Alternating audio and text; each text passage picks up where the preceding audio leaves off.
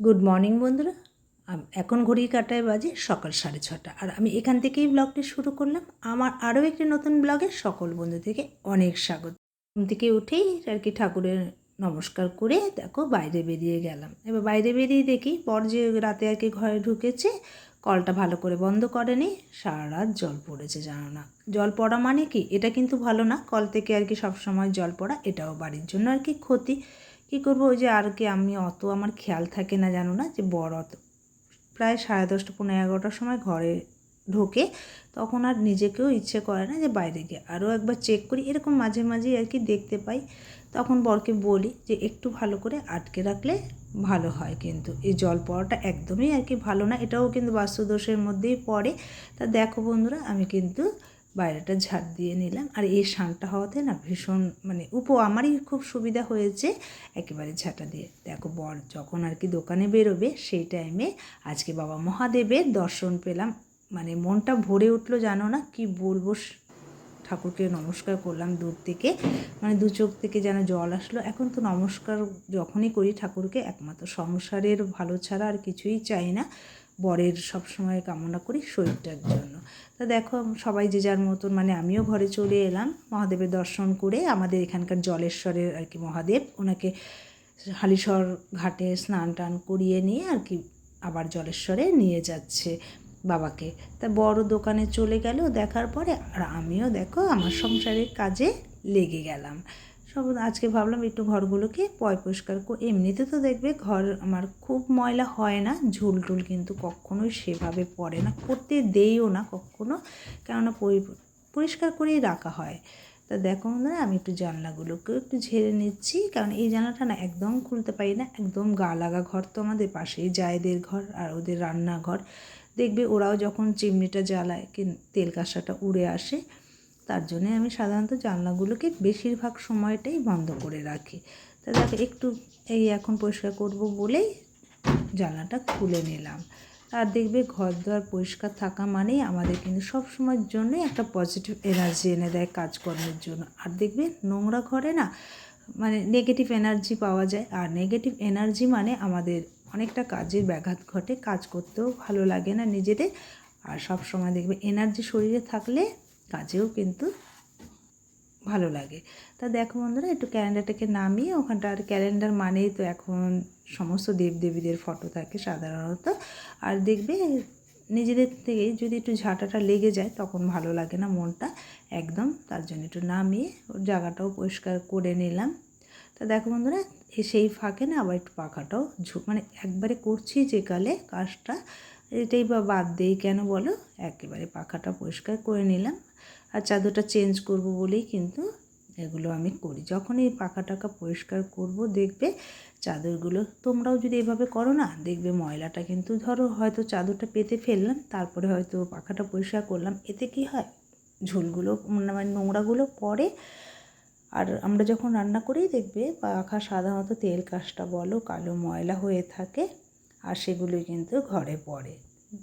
তা দেখো বন্ধুরা, আমি কিন্তু বিছানা চাদরটাও চেঞ্জ করে বাড়ির শোয়ারগুলো চেঞ্জ করে একেবারে আর কি পরিষ্কার করে নিলাম। এখন একটু ঝাঁটা দিয়ে নেব, সমস্ত ঘরগুলো ঝাঁটা দিয়ে মুছে নেব। আজকে সকালে না মুছিনি, কেননা যে না আজকে একটু ইচ্ছেই ছিল যে ঘরটা একটু পরিষ্কার করব, প্রত্যেক দিন তার সময় হয় না। দেখবে এই যে ঘরটা পরিষ্কার করে রাখলাম, ঝুলটুলগুলো আবার অনেকটা দিন কিন্তু কেটে যাবে। খুব বেশি বললাম না ময়লা হয় না আমার কখনোই, ঘর দোরগুলো সাধারণত পরিষ্কারই থাকে। তা দেখো বিছানার লেপটা মানে পাতা আছে, ওটা একটু ঝেড়েছি বলে ভালোই ধুলো পড়েছে নিচে, সেগুলোও পায়ে লাগলে কেমন লাগে না বলো।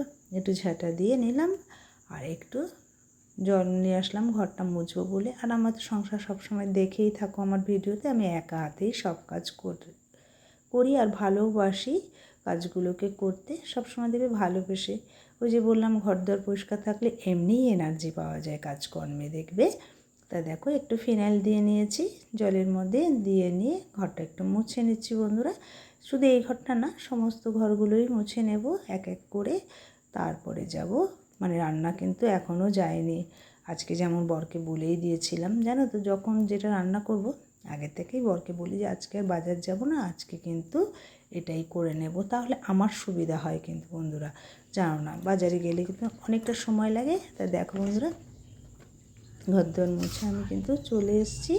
আর এই যে কী রান্না করব, পটল করব, মানে জিরে বাটা আদা বাটা দিয়ে করব, আর একটু রসুন বেগুনটা আমরা ভীষণ ভালোবাসি। আর ডিমটা জানো না, ফ্রিজ থেকে কিন্তু সকালেই বার করে রেখেছিলাম।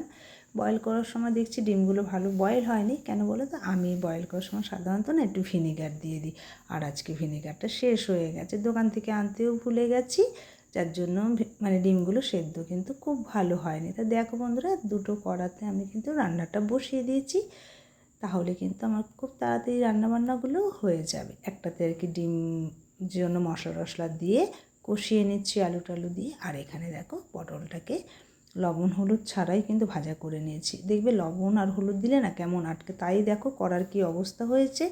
আমাকেই মাজতে হবে, খানিকক্ষণ ভিজিয়ে রাখবো বন্ধুরা, তাহলে দেখবে একটু পরিষ্কার হয়। কষ্ট হয় কিন্তু জানো তো, কড়াটা মাজতে আমার অনেকটাই কষ্ট হয়।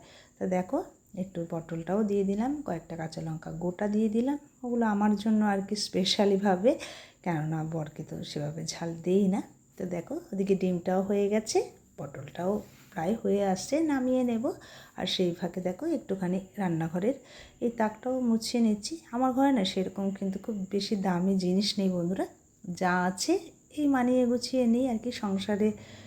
সংসারটা তো আমার, বলো, সবসময় দেখবে মানিয়ে নিলেই কিন্তু সে সংসারটা খুব সুন্দর হয়। তার জন্য আমি আর কখনোই ঝুট ঝামেলা করি না। কিনতে গেলেও তো অনেকটা অর্থর দরকার হয়, সেই অর্থটা আমাদের কাছে নেই বন্ধুরা।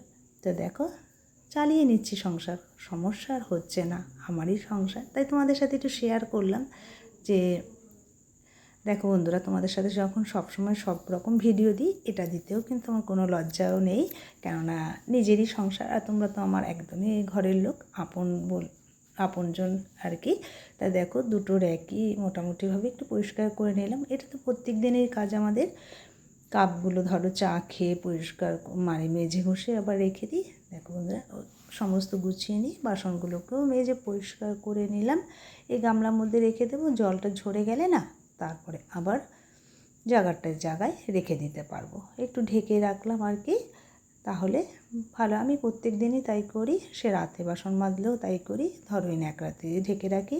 আর ইন্ডাকশানটা না এভাবে, আর কি বলবো জানো তো, ঘরে ঘরে ছোট্ট ছোট্ট আর পোকার মতন আছে, ইন্ডাকশানে ঢুকে যায়, এ নিয়ে দুবার খারাপ করে দিয়েছে।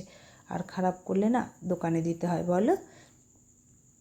চলো এই যে আজকে রান্না, এই যে পটলটা করেছি এভাবে শুকনো শুকনো, আর এই যে রসুন বেগুন করেছি, আর এই দেখো ডিম, এই দিয়ে কিন্তু আমরা মানে লাঞ্চ বলো ডিনার বলো করে ফেলবো। তাহলে বন্ধুরা এখানেই রেখে দিলাম, টাটা, তোমরা সবাই ভালো থাকতে।